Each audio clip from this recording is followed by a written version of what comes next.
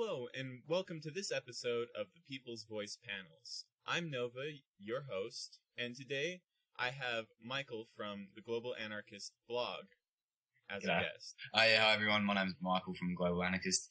You probably don't know my blog, it's pretty small, but I'm just here to talk about leftism in history and what that entails and what that means, and yeah, it's good to see you. Oh, it's good to have you on the show.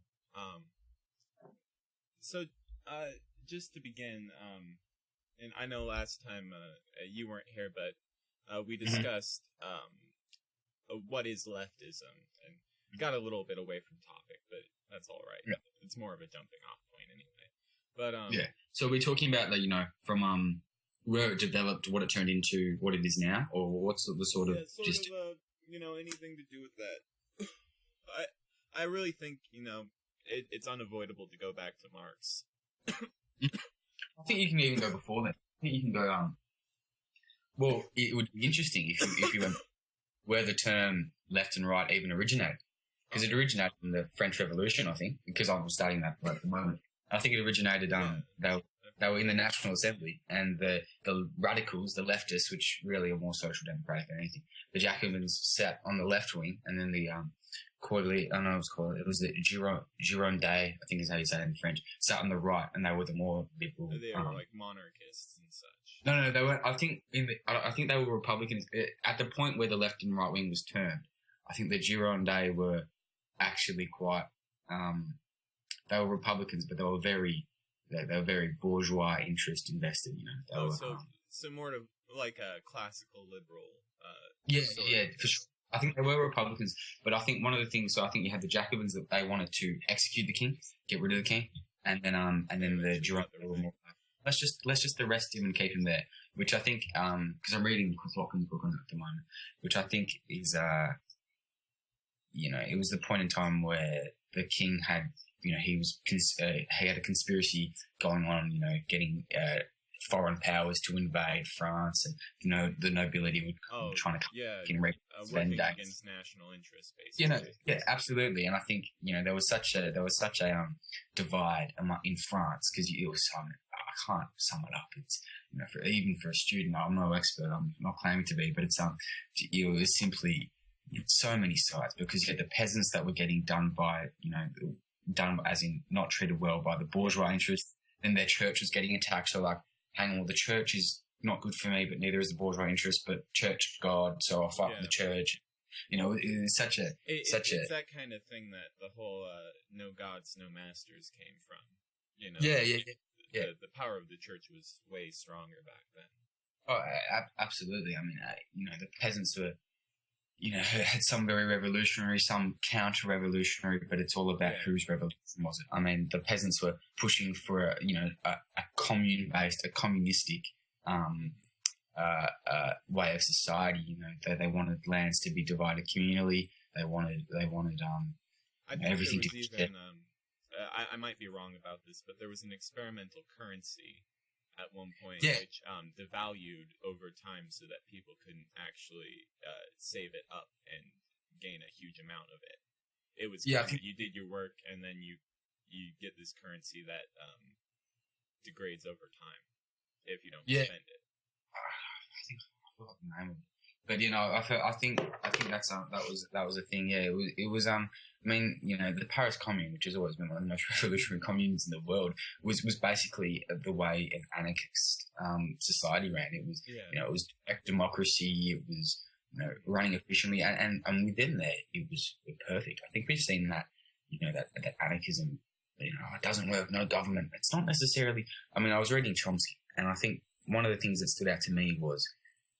Anarchism, all it does is any authority that can't be justified is gotten rid of. Now, that means the government in today, representative democracy, is illegitimate and undemocratic. Exactly, that's that. But I think copying this straight from Chomsky, so I'm not. But if you were let's pretend we're grandparents and there's a 4-year-old grandchild, whatever, and you're walking down a road and the kid goes to run the road and you grab his hand. Now. That's exerting some sort of authority, but that's justified authority, So so if you the direct democracy, the council if everyone's properly there and has a say, and all the groups have the say, and it's an equal say, like we've seen in Rojava at the moment. I think that's absolutely what's the word? It's legitimate, and the legitimacy comes from a kind of a popular investment of trust in certain institutions and even sometimes individuals, but usually on the smaller scale, because it's hard to get, in the more bourgeois democracy of American Republic and basically the capitalist republic. That whole thing is abridged. So basically, it's funny enough what a lot of right libertarians call the tyranny of the masses, simply because the group's so large and made of so many disparate interests and so much that some people have to be subsumed in this arrangement. Absolutely. And you've got I think one thing that has been misunderstood, and I'm not a Leninist by any stretch of the means, but that dictatorship of the proletariat. Now, that term was coined by Marx, I'm pretty sure. And for him, the state was any dictatorship. If we look at it now, it's a dictatorship of the bourgeois. I mean, exactly. the choices you have anywhere, whether it's Australia between Labor and Liberal, in America between the Republicans and the Democrats, in Britain, it's completely, you can choose this one, and we're gonna take away this much welfare. The other one's going to take back this much welfare. It's austerity either way. It's just there's no choice. How much of a step are you willing to accept? Absolutely, and it's not democracy, because we have no say in what is being put forward. It's just these ruling class people are putting forward what they want to put forward, and then we have to decide on it based on an opinion that has been completely contorted by means such as the media, which has interests in what's going on politically to maintain their status. It's a complete. The entire media is owned by the class of these owners, this bourgeois class. So I mean, it's the same as any state-run media, except that now it's aligned with this class in its institutions instead of this sort of not that the state doesn't serve these people to begin with, but there's different interests that the state have sometimes than the individuals of the bourgeois class. I think that's all that's fought over. There's no real ideological divide. It's this interests me and that interests you, so we're going to have a fight about it. And who has the power really to push their views forward? It's all titles. It's nothing legitimate. I mean, if you look at the media, it's just ridiculous. I mean, the only difference between capitalism and state capitalism is that capitalism will hide its tyranny behind private media. It's manipulation between private media. That's a private corporation. And you can't trace that responsibility back to any individual either.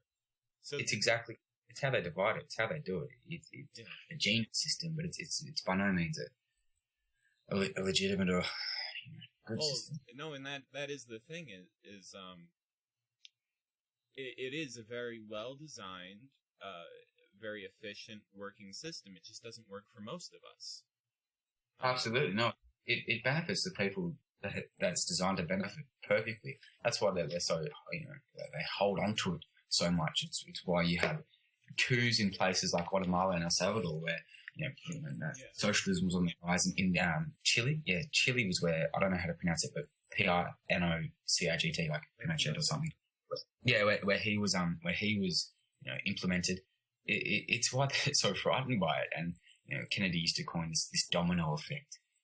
It was because people will see it's working and they'll take it for themselves. That's what this whole thing was. You saw what happened in Cambodia. It was absolutely tyrannical. I mean, it was a war against the people for no reason, and it wasn't reported in the media as well. I read a book, Manufacturing Consent, again by Chomsky, and it was just the media just manipulates everything in bourgeois interests. It's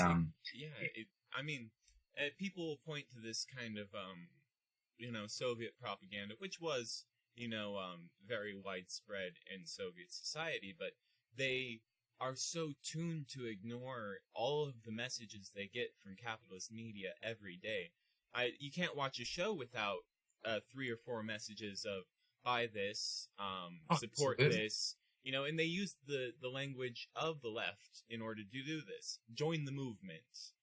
Stand up for you know, for Volvo or something. Yeah, it's you know, ridiculous. Everything. And you know, we talk about these freedoms and this liberty that we have in Western society. And I use the example that's going on in America now.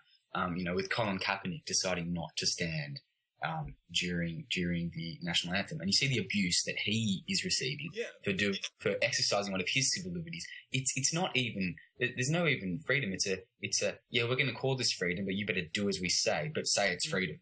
You know, well, the whole coercion of it is hidden, and that's why Kaepernick is getting such a huge lashback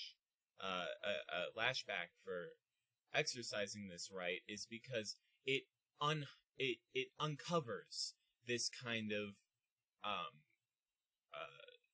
this coercion that's happening, where people have to participate in this state religious-like ritual. You know, it's Robespierrean in the whole what was it called? You know, he tried to make, you know, he was the supreme being, I think, and he sort of, you know, I think it came from Voltaire. If God doesn't exist, then people must think they exist. That's a paraphrase, but it was something along those lines, and I'm pretty sure it's Voltaire. You know, it's you know, in Australia, every morning, I remember every Monday, we'd go to primary school, which is I think elementary school, the equivalent. And, you know, we sat up, you know, sung the first two verses of the Australian anthem, the second verse that no one knows, you know, hand on heart, you know, played, you know, all that stuff. And there's no reason why. I remember, and it started, I remember in grade 5, I don't know what the equivalent is, but a year before you go into what you'd call middle school. Yeah, and it's, and the teacher was like, you know, learning about China, so obviously communism comes up. And she's like, so communism. So imagine if, Brianna worked really hard and Michael didn't work hard, but instead I don't give Brianna more seashells, I give them both the same. Is that fair? And everyone stood up and was like, well, yeah, because everyone needs to live. No, that's not fair. That's not fair. No, it's not. I'll tell you what to think about that. And it is that, you know, it's the same, there's the same coercion that I was just talking about happening in schools all the time. It's also hidden. That's why they don't like these kids that do their own reading and stand up and give their own answers and, you know, have their own personality at all. So I have private school. Private school here, I don't know, I think it's got different terms around the world. Private school here is like $30,000 a year elite. Yeah. Wait, is private school in Australia, is that... That's the elite, so that's the 30 grand. And then public. I know in England sometimes the public school is called private school, maybe. Yeah, no, I'm a little fuzzy on what the terms are around the world. Private school, but it's the same in America. Yeah, the private school is the elite school. Yeah, so that's rich people. And it, absolutely here, you know, I used to, and it's everywhere. You know, I used to play Australian rules football. I'm not sure the ball looks like this. I'm not sure if you've seen it anywhere. I used to play that. And it looks a little like the American football. Yeah, a little bit like the American. Is it like rugby? It's a little bit like rugby. We'll call it like rugby. There's no point. We're not here to explain that. Oh, but I got but call it rugby. And we got, you know, I got quite high up. You know, I was a couple levels away from, you know, getting up there playing AFL or whatever. And I moved to a public school. I used to go to a Catholic school. I got, you know, kicked out of there because I didn't like it so much. And I moved to a public school, and almost straight away it was this, oh, you don't have the same interests as we do. You're not the same. You're not. All right, see you later. It was almost literally, with that movement of the schools, there was this, you know, class exclusion. And I think that's prevalent throughout all society. And that's just one very personal example. Yeah, I'm not going to lie about that. But it sort of shows that society's willingness to exclude people based off of something they can't control. They have no control over. Meaning class. And it just shows that tight-knit secret society that isn't so secret, of keeping the rich with the rich, keeping them in the positions of power, you know, keeping them in that place where they can develop further, and further put their foot on the throat of everyone, and move forward and keep us down. And I think, you know, one of the things you talk to leftists about, you talk to people that have leftist tendencies that are just too ingrained about it, is Yeah, but it's just too hard.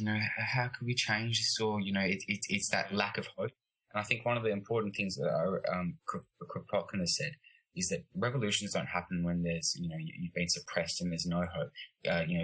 Revolutions happen when there's that glimmer of hope, and then people take that and move forward. And there's been so many opportunities and so many times in the past that we could have pushed it. We could have pushed it a little farther, and people gave in to that kind of hopelessness. And I don't think despair is necessarily fatal, because sometimes we do kind of lose hope. I have lost hope sometimes, it's okay to kind of embrace that for a little and sort of explore what that would mean if we did truly lose. And what's the worst that could happen to us? But of course, after that, you rebound and you put forward your effort again. I don't know. I think if you look at it, when we're talking about the history of leftism, if you look at it, Spain, Italy, and Germany all had incredible communist, leftist, Luxembourg's movements just before the rise of fascism in those countries. And I think what happens is the right gets very big when it's threatened by the left. Look what's happening in America now with Trump. It gets huge and then it implodes, and then gets into next time it's going to get like this, and it's going to be. But we have to keep pushing, and they're going to be those. We're not going to have a revolution, and it's going to be all in England. It's going to be fine, and it's going to be no one's reacting. There are people that want those interests. The people that want that power. When that power is taken away, they're going to look for it, and they're going to use to have those divides, whether it's homophobia, transphobia, racism. They're going to try and get those divides. This is exactly why I say the matter of the revolution isn't going to be of destroying capitalism. It's going to be of building a system of equality in which these communities can coexist. I think there's a sort of before I say that, I'm getting all scattered here. But that's fine. In any case, I think if we could unite in overlapping communities of sort of interest, me being a transgender person, I would be part of a transgender community, and I am already part of that, part of the queer community at large. And these things about me resonate with other people, creating a kind of solidarity between us, that shared interest. And it's so creating these organizations of overlapping pure interests, so that we have this kind of cloud of relationships as our society, rather than this tree of hierarchy. I like that. A cloud of relationships over a tree of hierarchy. Yeah, no, that's good.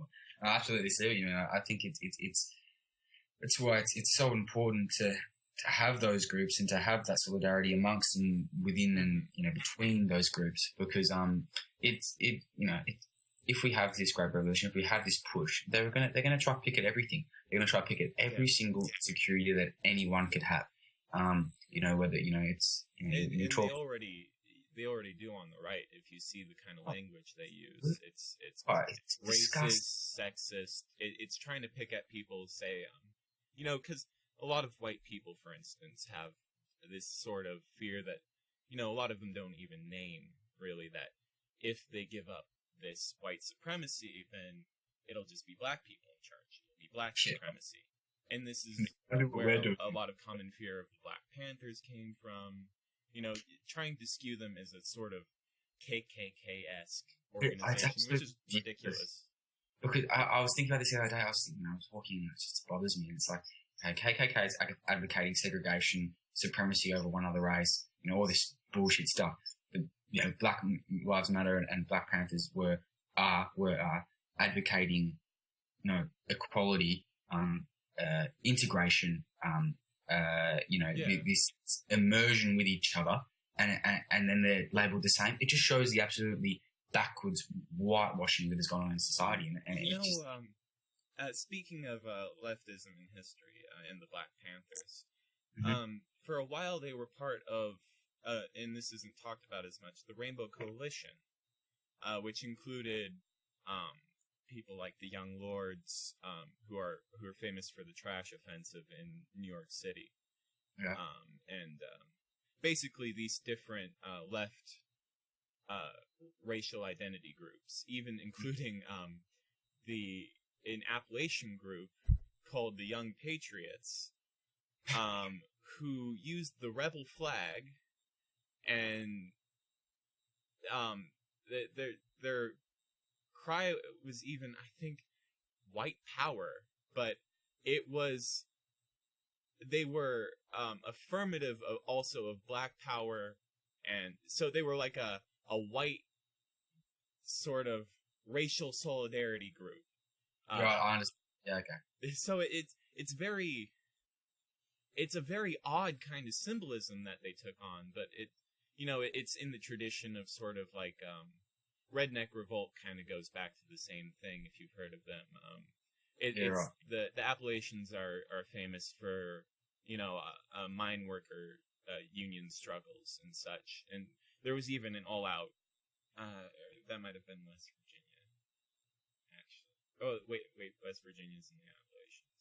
There was an all-out battle, basically, between the unions trying to unionize coal fields, and the bosses backed up by actual U.S. National Guard. They dropped bombs on these workers. Oh, absolutely. I mean, you look at that everywhere around the world. I mean, in South Africa, I think a couple of years ago, forgetting the place, I think it was like, anyways, I don't know the place of it, but there was, I think something like 60 black mine workers killed because they were getting paid $2 a day, some maybe even less, and they didn't like them. They wanted more. It's a complete state-run, world-run class warfare that is high behind the bars of these rebellious workers. And I'm not going to say that unions are perfect. I mean, unions have become a hierarchical structure within themselves. The AFL-CIO is the poster child for that. Oh, it's just become a trade-off. It's become, all right, we're going to give you a little bit of reform each time. I was offered a job collecting not union dues but donations for their side group, and it looked that the whole donation collection thing, it was the exact same atmosphere as every multi-level marketing scheme I've ever been part of, which not part of, actually. I've shown up for a lot of interviews for those because they're everywhere, and I'm always like, this is an MLM scheme. Of course, not in the context of leftism, because that's something different. But this is the multi-level marketing scheme, and it's just so surreal to see. Even the thing that got me even trying to collect dues for them was the fact that they were a union, and by the end of the day, I was just like, this is a sales job. I mean, even the people were talking from the group, like, it was nothing about the workers or unions. It's about how much cash you can bring in and how many kickbacks you can get from that. Absolutely. I think that's how they perverse it all. They show all these promises of, we're going to have you rights and this and that and this. Sure, it's important to have unions, but they've become a weapon of the capitalist class. Work. I think it's that boss layer, that kind of union boss layer, that they've got the same interests as the capitalist managers, that production keep going, people keep earning money so they can keep collecting dues. And they don't have the same interest in the workers because they can keep their cushy union job, and even if 100 or 1,000 workers are cut. Yeah, absolutely.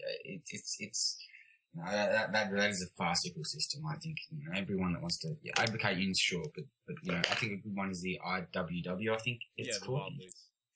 I mean, that's I think a much different, more anarchist. They're behind the prison strike that's happening, or that happened, started yesterday. Yesterday. Yeah, I guess yesterday over there. Yeah. Sorry. Yeah, No, that's fine. The American yesterday.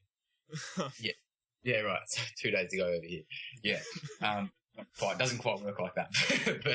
but yeah, no, I think that's it. You know, if you want to join the union, that's the thing you go for if you're a hard leftist. But that's what anyone should do. Anyways, I think that's another interesting, you know, fact in leftist history is that Labour movement took that over. The unions that they originated as a proper leftist socialist movement, and they've been I don't think people remember that either. Oh no, they don't. And you look at what unions mean now. I mean, you talk to any worker. You know, I had my partner, her father, a steel worker in you know, a place up north from where I'm from, a place called Wollongong, and its Labor Party is now. You know, this is the thinking that goes into voting. It's unions are for us because we're workers, working class. Yeah, vote Labor. Where Labor is some, you know, the same as Liberal over here, some right wing. You know, completely. Yeah. It's branding at this point. And it's just you know, their colour's even red. And, you know, when one of their MPs won a seat, it was, and the country's going to be painted red. It's fuck off. You don't have any idea what's actually going on. You know, it's complete perversion and subversion, and you know. It might also, I think, come from the fact that in the political, being part of that political class, they're really cut off from us. Absolutely. They're so out of touch. I mean, you can't be in touch and be in office. And it's almost it's like an oligarchy, really, that you just vote for every it's a bourgeois dictatorship, just like Lenin wanted the dictatorship of the proletariats. It's the dictatorship of the bourgeoisie, you know. It's the same as there can't be a good cop because he serves the system of statism. There can't be a good politician because they have to serve their seat. They have to serve the system at large of statism. So they can't really actually act against their own government without compromising their own power. Oh, they can't. And we had a politician over here, the Prime Minister now, Malcolm Turnbull, and it was, you know, people. I remember opening up a paper at a cafe, and you know, he's Liberal, which is the most right wing. It's called Liberal, right? You know, and it's like our GOP. Yeah, and it said Malcolm the Marxist, and I looked at it, and I spit my coffee everywhere, and it's just this complete oh my god, subversion. It's just this. Yeah, you know, it's a complete. They just destroy everything, and you know, the manipulation of the media on election day. The first 5 pages were talking about how good this Malcolm Turnbull guy was of the age, I think, which is Murdoch run, and you know, it just shows that complete manipulation of the masses through these means of the media. You know, we talk about the means of production or whatever. I think I like to refer to the media as the means of manipulation. You know, weapons of mass distraction. That's a good one. Weapons of mass distraction. It sounds like I've got a funny accent when I say that. Weapons of mass distraction. You know, but yeah, you gotta do it like Bush. They got nuclear weapons. Buried in Saddam's backyard. People, if I try one. But America's still sorry. I had a point. I lost it. That's fine. But anyways, yeah, the politics has been it's complete distraction, complete manipulation, distraction. You're voting for this, you're voting for that. Especially over here, I don't know if it's the same in Australia, but it's been the same, like 5 or 6 issues that are the platform issues for the last 30 years, and it's so contrived. It's like these things that don't actually affect the structure of the system, but are very morally charged, like abortion, gay marriage. They don't threaten the state. They don't threaten capitalism, but they're morally charged, so they can get people just screaming at each other over this stuff. And now the trans bathroom laws, which, you know, structurally they would harm people like myself and people of my community, and that's why, you know, we have to put so much effort into fighting that. But that in itself is you know, it's a distraction. It's to stop us from actually striking at the structure because we have to keep defending ourselves. Absolutely, yeah. I think I mean, even over here in Australia, we don't even have gay marriage. I mean, that's how right wing, you know. It's that Yeah, that you've hit it. I don't know how much to contribute. You've hit it on the head. You've nail on the head. Absolutely. Yeah, I forgot. Yeah, no. But I don't think you said that perfectly. I don't know what can I add to that. I can just sit here and agree with you. Yeah. Sugar. I said something to say. Thank God for editing. Jesus. It's no big issue. No. Something about something to do with something that was like, yeah, leftism is good. Yeah. I agree on that point. Yeah. I think it's, and another thing we have to remember is, there has to be that constant push. And I think we look at the politics of today, it's going further right. I mean, we can talk about this impending revolution as much as we like among the people. And I think the people are getting more left, but the politics is getting more right. You look at what's happening, I'll use America as an example, with Trump. You know, he's so far right, and Clinton. His supporters are outright neo-Nazis. Yeah. They showed up to the Republican convention outside the American Nazi Party. Is that Matt, what's his name? He showed up in Vice the other day. There's this guy, there's a neo-Nazi called Matt. I don't know his name. But he was Communism Kills X. I know. Yeah, that's so messy. He showed up at this thing. I was watching it. It was on Vice, and he was talking about how he's advocating for Trump, and the fact that someone like that is advocating for a politician in America is absolutely ridiculous. And you look at the reasons these parties and these people get to run is because there's a complete apathy amongst the lower classes and the racial minorities that have been subjected to so much racism and so much oppression. Because it's like every single election, it doesn't change for them. It's going to be the same. It's going to be the same. It's going to be the same. What's the point of voting? It's going to be the same. And I remember over in America when Obama was getting elected, and I'm not advocating Obama at all. But one of the US election always gets global media. So when I was over here, it was saying, and it was like, look at all these people lining up. There's blocks and blocks of these, African Americans lining up to vote because they felt finally as if there was a change. And he got. And I don't think it's just apathy either, though. There's a concerted effort to, to disenfranchise. I wasn't talking about ID laws. They put less polling places in majority black areas. Gerrymandering. They do the whole. And that's the thing. That's a much better word than apathy. It's an apathy put onto the people that I think anyone in that situation apathetic. It's not the personal sort apathy. They feel kind of hopeless. Powerless. Yes, that's I should have used that language. That's exactly what I should. No, and I don't think you were blaming them for their own problems or anything.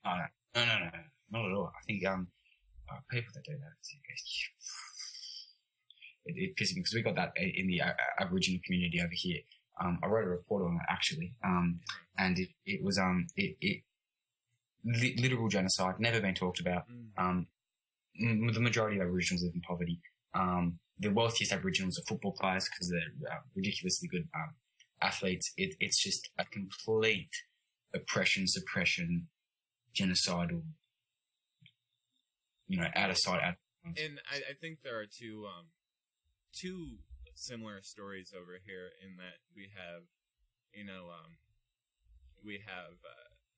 the black community here that they do end up athletes because that really is the only leg up that they can get from their class position. And we have also the native population, the various tribes and nations that were, of course, the victims of genocide, like the average Aboriginal people, but we don't see any of them around because the genocide, both cultural and of their population, was so total. You have to actually look around to find Native American people in society, in our media, and just find their voices in general. Absolutely, and there's hardly any voice. I mean, for those communities globally, and the fact that it's a global issue just is testament to how global this thing is. I think I reckon. Said word colonialism. Oh yeah, absolutely. I think in a global economy, capitalism hides its tyranny behind borders. I think that's what it does. The proletariats, used to be, in Paris, you saw a divide between the two. In Melbourne over here, you can see the divide between the two in New York, whatever. But now it's the proletariat's moved from a suburban thing. It's moved from a national thing to the bourgeois over here in Australia is here, and the proletariat's over in Bangladesh. And they hide that. It's become this is a micro economy. This economy is here, and look how good it is here, and this is strong here. Yeah. So it's actually working. When in fact, the oppression of the masses over there, the oppression of a whole, national ethnicity. We have nationally bounded people and an unbounded economy that goes across the world without, without any kind of, and that's what free trade is at its very basis, is to, confine the people, but free the commodities. Yeah, that's a great little quote there. So I think that's all the time we have for this episode, but I'd like to thank you for being here. All right, pleasure. And of course, all of our viewers for watching. Yes. And tune in next time when we cover I haven't thought of the theme of next time. We'll promise to cover a topic and then we'll get off topic and mention it twice throughout the thing, and then be like, it'll be the keynote. Yeah. I think it's your vocabulary word for the week. All right. Cool. Thank you.